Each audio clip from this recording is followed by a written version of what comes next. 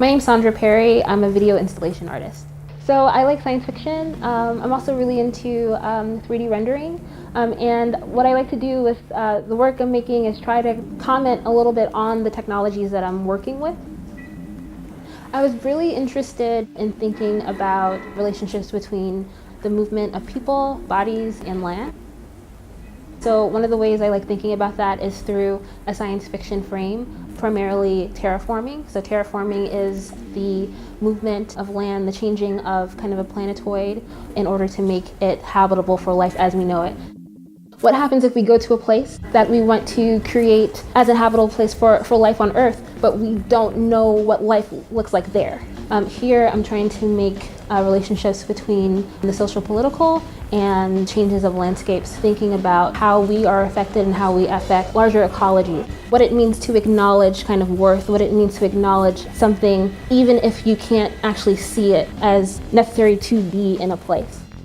This installation is called Eclogue for Inhabitability. It's a multi-channel video installation with the centerpiece being a modified backhoe.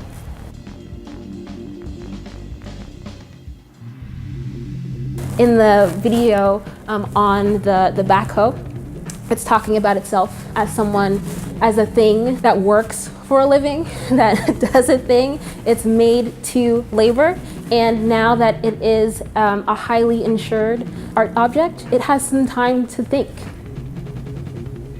The really wonderful thing about being able to get this prize is that I was able to really be ambitious with this workstation. It's the largest workstation I've ever made. There's an idea that, you know, making artwork is like this kind of singular kind of where you're kind of doing something by yourself. That's just not how it kind of like works for these types of things.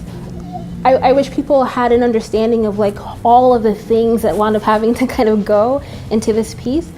What I'm hoping for in making installation is that people sit in a space for a while, or at least exist there for a while.